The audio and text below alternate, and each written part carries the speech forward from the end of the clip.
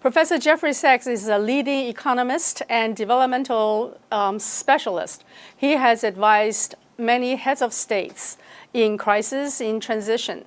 Most notably in recent years, he's been extremely articulate about the war in Gaza and now about the war in Iran. So I have a great pleasure of inviting him for a dialogue with the audience, especially the Chinese-speaking audience, on his recent thinking and proposals. Because on March 17th, he and his collaborator, Sybil Ferris, have written a 5-point peace plan. And I thought it's really, really remarkable that he has once again exerted extremely strong conscience in speaking out. And I think that to me is what characterized Jeffrey Sachs, because you are always a voice of conscience. You never hesitate to tell the truth, to look beyond the obvious, and try to dream the impossible. The 5-point plan is also another indication of such a character. Let me read what he wrote, and then I'm going to ask him to elaborate on the 5-point plan. He said, "We are not optimistic about the likelihood of our plan," meaning that he's a realist. He's not just dreaming. And then he talked about the obstacles. But he ended by saying, "Yet because the stakes are so high, it's worth laying out real solutions, even if they are long shots." So, Professor Jeffrey Sachs, how are you? I'm very good. Wonderful to be with you. So I just wanted people to know that we have an echo coming back to my ear. Okay, you have an echo problem, so I'm gonna try to speak slower so that they can address the echo issue. Yeah. Okay. Good. 他们有一个回音哦，大家解决一下。So I wanted to read what you wrote because it is important to know that while you have drafted a plan where nobody thinks it's possible because the war is still perpetuating and is even escalating at this point. But the plan was proposed with the hope that peace has a chance. So would you please elaborate the 5-point plan for the audience first? Let me explain that this is a war of aggression. It is a war by the United States and Israel against Iran without justification. This is very important to understand. This is not a war that was in self-defense. This is not a war because there was an imminent risk to the United States. This was a war for control by the United States of the oil flows from the Middle East and West Asia, and a war for control by Israel over its region. And of course, such a war is illegal by any international standard. It is very dangerous. And in this case, as in so many other cases of the United States, it was based on false military premises. The idea of this war was that Israel and the United States would bomb Iran, and in a short period of time, the Iranian government would collapse. People would come to the streets. A new government would come to power that was a puppet regime of the United States and a hegemonic control by Israel and the United States would take over. Nothing of the sort happened. It was predictable that this would fail. But unfortunately, the United States often makes such strategic miscalculations as it has done throughout the modern period. So, Joanna, the point of the peace plan is to unwind this terrible mistake. The direction that we're on is a path of escalation. The United States failed, so it's escalating. In return, Iran is escalating its attacks on the Middle East oil facilities, especially in the Gulf region, and on Israel. In return, the United States is now shipping Marines to the area for a ground invasion. This will lead to further destruction in the Middle East and a prolonged war if this continues, with very dire global economic consequences. The peace plan is to reverse all of this, and to do so by understanding and recognizing all of the security interests in the region. The first security interest is Iran. It does not want to be taken over by the United States and Israel. So the U.S. and Israel need to stop their war of aggression. Of course, in return, Iran should stop its counterattacks on the facilities in the Middle East and on Israel. But the point is, Iran will not do that unless there's a further plan. A ceasefire by itself will not work or be acceptable to Iran, because there was a ceasefire last year and it just resumed with war this year, and the same would happen again. Israel and the U.S. are determined to overthrow the Iranian regime. So to end the fighting, the aggression needs to stop. So first, yes, there should be a ceasefire. Second, there should be an understanding between the Gulf countries and Iran that they are not enemies of each other. The real enemy, frankly speaking, is Israel and the United States, because Israel and the United States want to control the region.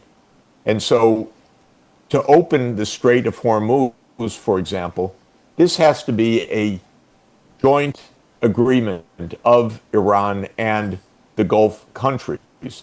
But for that to happen, the Gulf countries also have to assure Iran that the military bases in Bahrain, in the United Arab Emirates, in Saudi Arabia are not renewed launching points for war against Iran.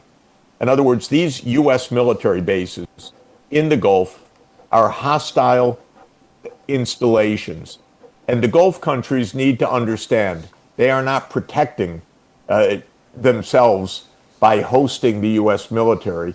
They are subverting their security by hosting the U.S. military. So they need to guarantee to Iran that they will reestablish sovereignty in their countries and not allow their countries to be used as a base for further attack.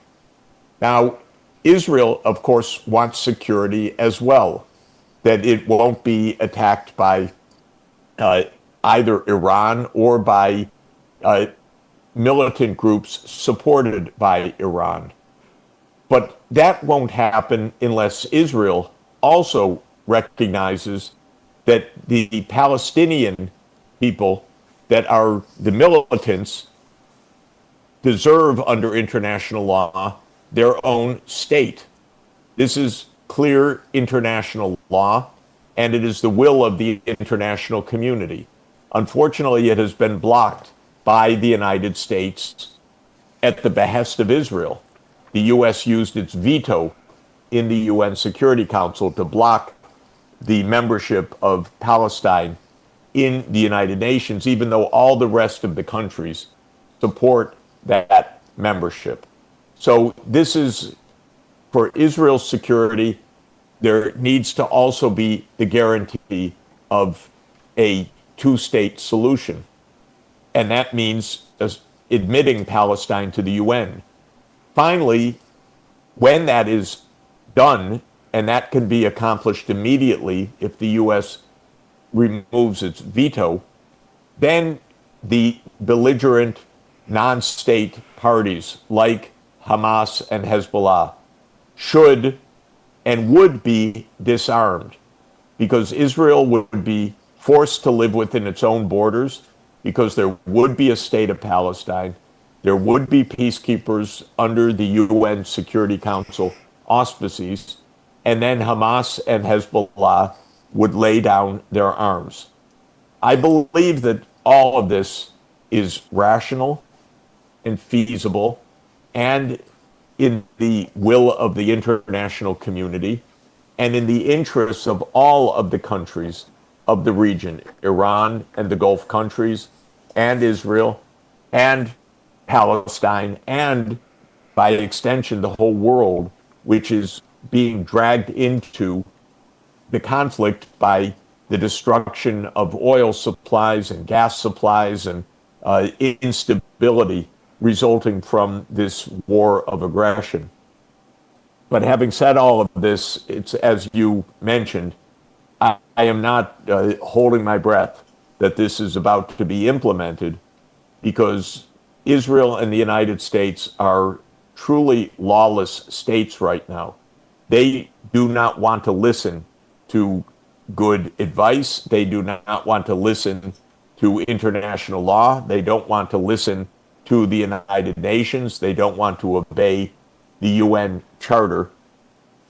On the other hand, they cannot accomplish their goal militarily, which is the overthrow of the Iranian government, because before that happens, there will be mass bloodshed and destruction of energy supplies with worldwide catastrophic consequences. So the plan would prevent that from happening, but the attitude of the leaders of Israel and the United States, Mr. Netanyahu and Mr. Trump, are not rational.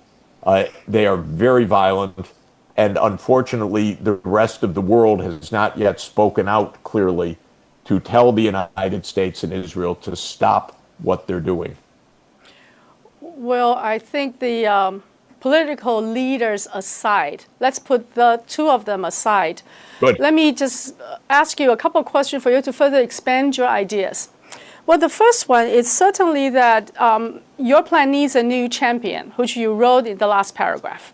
You actually outlined perhaps BRICS can be the champion, which also means the UN is not the champion. UN Security Council has not functioned. So how do you see the role of UN? Because even in your plan, ultimately, UN has a lot of room in terms of providing guarantees and stuff like that. So that's question number one. Question number two is, with the recent killing of Larijani, with people proposing or open to the idea of negotiation and have already had experiences negotiating with the West, is that kind of behavior narrowing the window for negotiation? Because you need to have people who have respect and have the ability to present principled negotiation. And are we narrowing the chance for negotiation? So that's question number two. And the third one is probably the hardest. In the core of your proposal, we go back time and time again to the two-state solution. And in your many, many discussions on the Clean Break project, you have outlined numerous times that since 1996, there is an Israeli hegemony plan and not a two-state plan. So how would that have more buy-in? So these are three sort of critical questions that people need to understand, because I think the future is very dire. If we don't resolve this issue through the impact and transmission chains, the world economy and world finance and world energy and basic industries would all be impacted. So these three questions, perhaps you could elaborate further. Thank you very much. And very clear, correct points, all of them, of course. First, the only ultimate place where peace can be made still in our world today is the UN Security Council. It is not functioning properly. It is not, unfortunately, enforcing its own mandate, but it still remains critical if we are going to achieve a negotiated peace.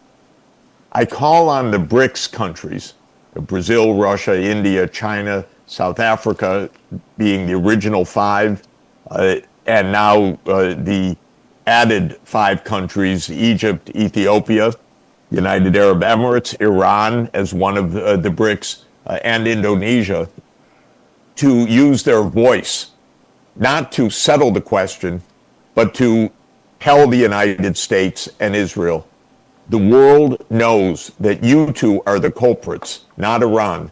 You two are the aggressor states. You must stand down. And the BRICS are a credible voice for that because they represent half the world's population, almost half the world's output, and they're all very influential, non-Western governments, so they are not under the United States control. They can speak their mind. And I'm still hoping that the BRICS will do this. There is a complication, I would say, which is that India often sides with the United States against China. And also India has close military ties with Israel, interestingly. Prime Minister Modi was in Israel just days before the war started. So India probably is the least enthusiastic of all of the BRICS countries in calling for a strong response to the aggression. But I'm not giving up. I still think that it is overwhelmingly in India's interest that this group speak out very clearly and tell the United States and Israel, don't try to put responsibility on Iran for this. This is your doing, your aggression, your illegality. You must stop. Of course, what I believe ultimately to be the case is that the world pressure will force the United States into a rethinking. And by forcing the United States into a rethinking, that would force Israel into a rethinking, because Israel can do nothing without the United States. And so Israel's entire freedom of action here depends on the United States, and the United States needs to tell Israel that this aggression is over. They can call it a success, they can call it whatever they want, but they have to stop the fighting. Ultimately, such an agreement and arrangement should be under UN Security Council auspices. That's why I still refer to the UN as the ultimate place of guaranteeing this. But the work to get to the UN Security Council is to change the approach of the world's governments. Most of the world's governments right now take the attitude that even though they know Donald Trump is a violent and unstable and untrustworthy individual, and that the United States does not play by the rules, they don't want to say so.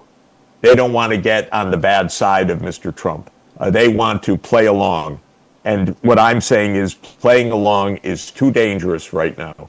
It's very important to use the voice of the world community to tell the United States and Israel, you two countries cannot wreck the entire world because of your misguided, I would say delusional, attempt to control the Middle East. On your second question of negotiation, of course, the bad habit, let me put it that way in quotation marks, of the United States and Israel of killing the negotiators and of bombing in the midst of negotiation is shocking. There can be no trust right now. Iran twice tried to negotiate in the last year. Both times they were bombed for their troubles. And of course, a decade ago, Iran had reached an agreement with the entire UN Security Council, plus Germany, on what is called the Joint Comprehensive Plan of Action, or JCPOA, regarding the nuclear program. And Iran had agreed to UN inspection by the International Atomic Energy Agency. And then Donald Trump ripped up that treaty. So the negotiations have been proven repeatedly to be impossible with Israel and the United States. And this is not only with Iran. Israel and the United States killed the negotiators for Hamas. They killed the negotiators for Hezbollah. These are rogue states that do not behave according to diplomacy right now. So if Iran went back to the negotiating table, which I don't think it will, it would be extremely naive.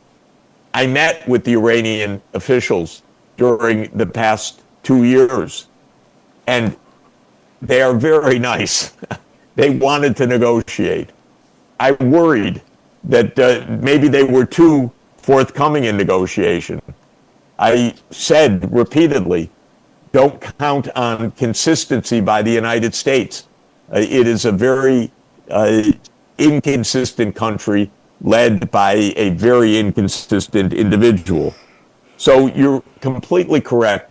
Negotiation is extremely difficult. I would not think that Iran would sit down with the United States in any way, even with the mediator. They had that with Oman, and they still were killed. And the story, by the way, is that the supreme leader and the tops of governments were killed precisely when they were sitting together in the compound of the supreme leader in order to discuss the negotiating situation. So this was not only incidental to the negotiations, they were killed because they were negotiating. And this is absolutely terrible. Interestingly, we saw Donald Trump at his worst yesterday when he was meeting with Prime Minister Takaichi, and he praised Japan for its trickery in launching the Pearl Harbor attack. This was quite shocking. It shows, personally, if I may say, just as an individual, what a disgusting man Donald Trump is, how completely incapable he is of being a true leader. Because what he did was praise Japan for an absolutely disgraceful, sordid act. The one that Franklin Roosevelt, our greatest president, said would live in infamy. Infamy. And Donald Trump made a joke about it because the United States did the same thing Japan did. It made a surprise attack in the middle of negotiations. And at least on December 8, 1941, the day after Pearl Harbor attack, Franklin Roosevelt knew the truth that a surprise attack during negotiations is a crime of infamy, whereas Donald Trump thinks it's a joke. So this is a very, very serious matter at a personal level, not only at a system level, that a president would say such a thing and reverse all of the understanding of the last 85 years that you should not make a surprise attack when you are in the midst of negotiating. You should never make a surprise attack of aggression. But this is what the United States has done. When it comes to the last point of the two-state solution, let me say just a couple of things. The two-state solution has been the preferred outcome for the Israel-Palestine question dating back to 1948. 88 years, actually, I should say 89 years, because the partition plan was voted by the United Nations in 1947. So that's 79 years ago. And it has never been implemented. So to say again the two-state solution can sound naive. The reason I state it is that it has been the international law for many decades. There are two peoples, the population of the Jewish population of Israel and the Palestinian Arab population, which is mostly Muslim and partly Christian. But these are two peoples. They do not want to live in the same state. So the two-state solution has been the proposal. The problem is that the government of Israel that is in power today, and at this point, most of the people of Israel, do not want to allow a state of Palestine, even though that's international law. And the United States has backed Israel in its intransigence, in its opposition to a state of Palestine. So Netanyahu, the prime minister, leads a party called Likud. And Likud's founding charter, written in 1977, says that Israel will have sovereignty over all of the territory from the Jordan River to the Mediterranean Sea, which means that Israel will never allow a state of Palestine. This is against international law and it's against peace. So I want Israel to be forced to this condition by the world community and specifically by the UN Security Council, because that is what international law says. The International Court of Justice declared in 2024 that Israel's occupation of the lands of Gaza and the West Bank and East Jerusalem are illegal. They're illegal.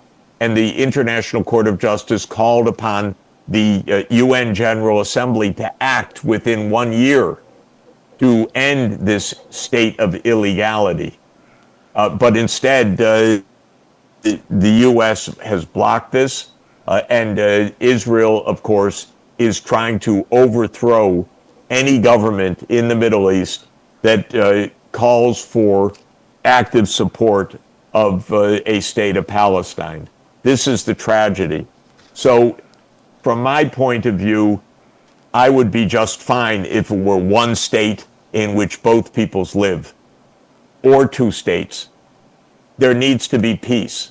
It seems that the two-state solution should be given a final try if it's not too late, because it has been the international law, and it is the desire for most of the people in the region that do not want to live in one state. But Israel needs to stop blocking the two-state solution, and the United States is the one that makes it possible for Israel to violate international law. Well, I think if anybody is suitable for make such a claim or such a proposal, Jeffrey Sachs is uniquely suited. And if you have any interest in this, please watch another interview by Pascal with Jeffrey and Yosef to talk about the origin of the Zionism and how that have affected both Israel and the United States. And that will give you a very, very clear historical context to better understand what's happening in the Middle East at this point. And to better understand why even some of the Jewish Americans, Jewish descents in other places would also want to make such a proposal, because there are very complicated historical and political incentives for those people who are not abiding by the ICJ, do not want the two-state solution to be a reality, but we need to have our own decision based on facts. I think the issue is really complex. May I add just a word about that? Okay, go ahead. I just wanted to add a word, because people that are not in detailed knowledge can easily be confused about this question. You know, I'm a Jewish American.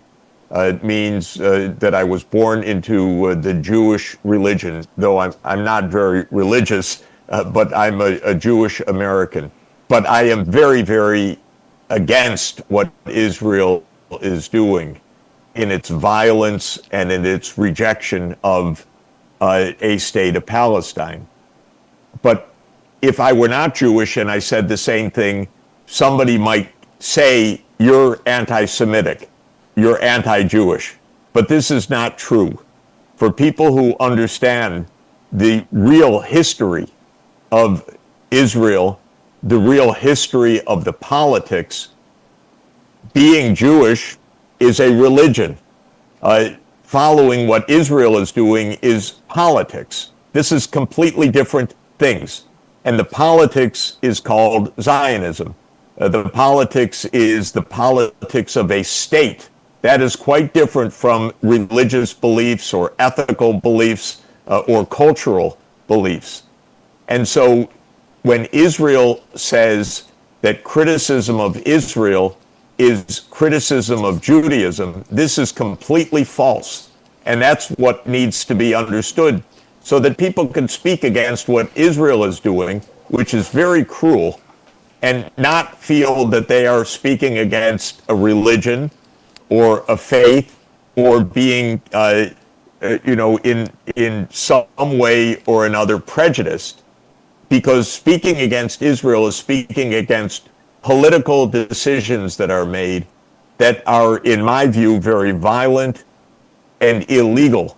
And therefore, they deserve to be opposed.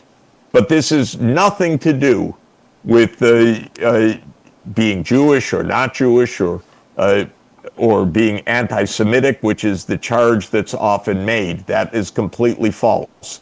And so that is, thank you for referring to this. This is the point of the discussion that I had with a very learned scholar, Professor Yaakov Rabkin, because he has studied the question of the Jewish beliefs on the one hand and the political Zionism, and showed they're not only are they not the same thing, the religious leaders often were strongly opposed to the political ideology. So these are two completely different categories. And I am opposed to what the state of Israel is doing. I think it is even suicidal. In other words, it's destructive even of Israel's own security, but it's also very cruel to the Palestinian people, to the people of Iran, and to the people of the Middle East more generally.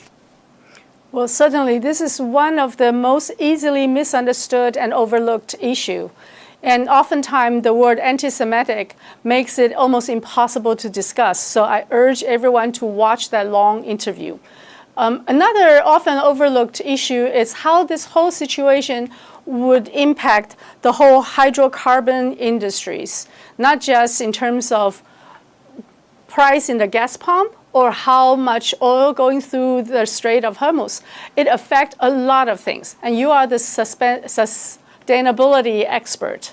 SDG is one of your babies. So perhaps you could just elaborate a little bit to make us understand how widespread the situation can be and how severe and how dire the situation can make our future. Thank you. Well, it's also not exactly a coincidence, but it is a fact that when I wrote my PhD dissertation 46 years ago, it was on the topic of oil supply disruptions, because we had had two oil shocks in the 1970s. During 1973-74, which was another war between Israel and the Arab states, and 1979-80, which was around the time of the Iranian Revolution. So we had had disruptions of the oil supply on both occasions, and I studied them because the economic impact on the whole world was very negative. You need energy for a modern economy. If you disrupt the energy supply significantly, that disrupts the world economy. And the world lost several percentage points of world output. There was a worldwide contraction. There was a spiral of inflation. It was called stagflation. The point is that the cutoff of supplies of oil and gas had a major disruptive effect on economies that lasted for many, many years beyond. The shocks that are underway right now are probably larger than the very significant shocks of the 1970s. The reason is we're not only having a disruption of the oil supply, we're having a destruction of the oil and gas infrastructure. A couple of days ago, Israel attacked Iran's major gas field, the South Pars field.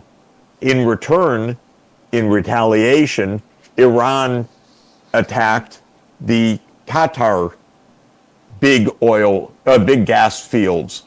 The result is that we are losing a very significant percentage of the world's oil and gas supply. It's often said in our newspapers each day that the Strait of Hormuz, in normal periods, is passed by 20% of the world oil supply. But the disruption because of the destruction of the oil and gas fields and oil and gas port facilities could be even bigger than 20%, because around 31% of the world oil production takes place in this region. If the production is heavily damaged or destroyed, the economic consequences worldwide will be extremely severe. The natural gas is around 11 or 12% of the world supply, a little bit less because of greater amounts of gas being produced in the U.S. and in Russia and elsewhere. But it's very significant, and it's under direct military attack right now. So this is a crisis that will be very big, and that's why I want the world, and especially the world's leaders, to say to Israel and the United States, stop now before you ruin the entire world economy. Stop your aggression, go back home, allow a peace plan to be implemented, and stop ruining the whole world economy. Well, on the other hand, if you look at just from the chains of impact, the oil price affected both the derivatives, the futures, and even affected US dollars, gold, and all these financial structures. And the petrochemical industry formed the foundation of a lot of modern industries, and that would have another chain effects affecting world economy. And then, not to say the environmental impacts, with all the PM 2.5 currently looming on Tehran, I just can't imagine how we undo such a damage to our economy, to our environment, and to our financial systems. So, Jeffrey, are we already at the point of no return?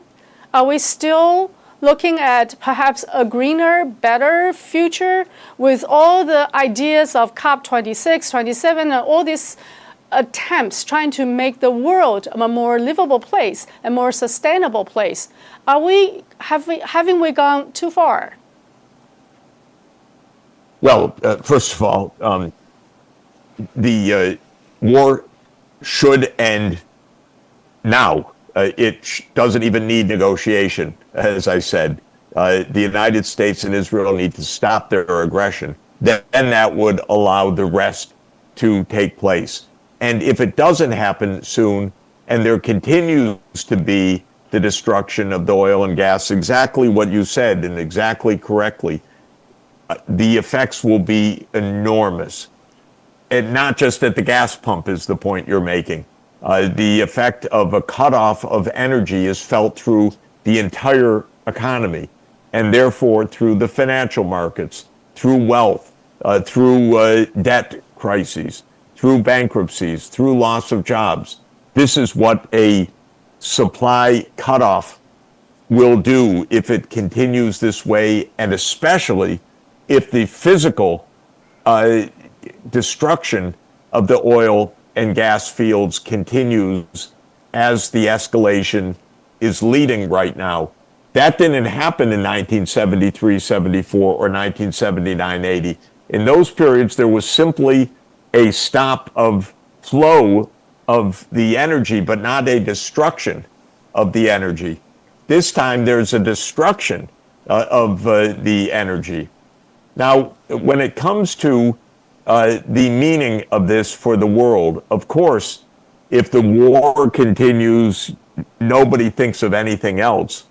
But if there is, when peace comes, every government should say, look how vulnerable and unstable our economy is, because it's dependent on oil and gas that comes from a heavily concentrated region. It's a good reason, another reason, for moving to renewable energy, wind power, solar power, hydroelectric power, all of the zero carbon energy, in some places if it's safe, nuclear energy. But the point is that the dependency of the world on these oil and gas flows has been known for decades. The advantages of clean air, safe climate, now very resilient systems and robust systems based on zero carbon power should come back into the priority for the governments of the world. So it's possible that there is a lesson learned from this disaster, and that is to accelerate the transformation away from fossil fuels towards zero carbon energy sources. I know we have already reached the end of our agreed time, but I have a very important topic, so I would ask you to allow us to explore that. You have been traveling throughout the world. Just in the past 3-4 days, you moved from KL to Tokyo to Beijing. I know that you're in a mission. You're in a peace mission. Ever since last September, after you finished the first peace game in Columbia University, in which I was very honored to be a part, you have been traveling and talking to heads of states.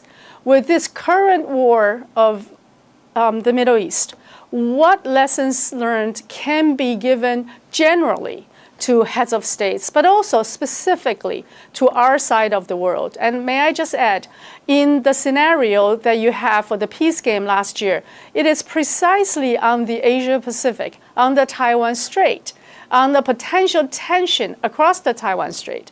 And now, even with the United States and Takaishi, people still talk about if there are military confrontation across the Taiwan Strait. So perhaps you could spend the last minutes, the couple of minutes, to talk about the general ideas of peace in our region, how you can propose to move on peace, and then perhaps ideas and advices to both heads of states and thinkers around our region, around the world. Thank you very much. Well, my first point is to my own government.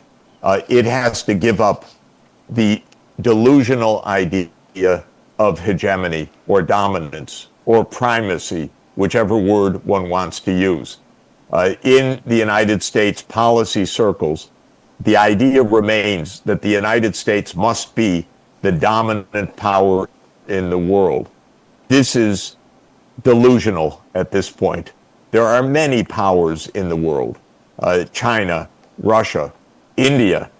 There's no point in saying I'm number one, because that just leads to great power confrontation. And the United States needs to grow up and understand the world as it is, not the world of its delusion. So this is a very key point. The delusion leads to lots of war. The war in Ukraine is a war of American hegemony. This is maybe not the way that the propaganda of the West puts it, but the war in Ukraine came because the United States pushed its military alliance to Russia's border. It pushed NATO to enlarge to Ukraine and to Georgia, Georgia being a country in the South Caucasus region. And Russia was threatened by this U.S. action. That's a long story, but that went back already to the 1990s when the United States began this idea of being the unipolar power, the sole superpower of the world, a very delusional, bad idea. So that's another lesson. A third lesson is that the great powers should give space to each other, to not meddle in each other's neighborhood so that they don't have a great power conflict. You know, I am against the United States expanding NATO. I am against the United States being in the middle of the issues between between the People's Republic of China and Taiwan. Those are internal issues that are not the business of the United States, in my view. And the United States meddles in these issues in ways that are extremely dangerous and provocative.